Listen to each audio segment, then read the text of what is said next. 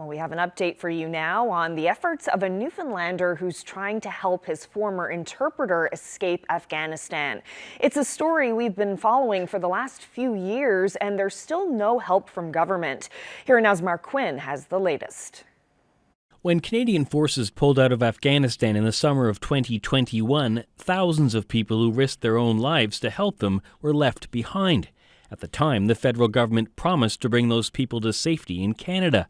It has brought out thousands, but some, like a man we're calling Joe, are still trying to escape. We owe him. I mean, to be honest, he supported Canada from around 2005 to 2011. He kept Canadians alive.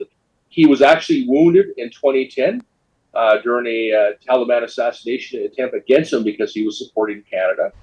James Camsell lives in beautiful Maddox Cove now, but when Camsell was a Canadian Forces Brigadier General in Afghanistan more than 10 years ago, Joe was his interpreter.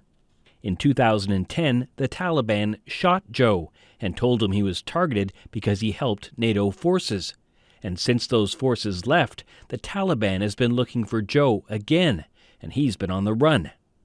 He was being actively hunted by the Taliban. They had arrested two of his brothers in Kabul in trying to force him to come out from undercover and give himself up. Now, Joe and his family have made it out of Afghanistan to Pakistan with the help of tens of thousands of dollars raised by Camsell and others. He was nervous about going across, but he made the decision he had to get out because it was getting to a point where it was very dangerous, and eventually he was certain he would be caught. Still, there's been no help from Canada. Joe has applied to federal authorities, but there's been no confirmation that they've received his application. And Camsell has reached out to federal politicians both in Newfoundland and Labrador and Ottawa. I've received nothing back from them other than the pro forma. We've got your email. Nothing. And that's been the situation throughout. Minister O'Regan's office did attempt to do some stuff last year, but again, nothing came out of that. Joe and his family of 6 are living in poverty in Pakistan. He's tried to reach Canadian officials there, but still has no reason yet to believe Canada will take him in.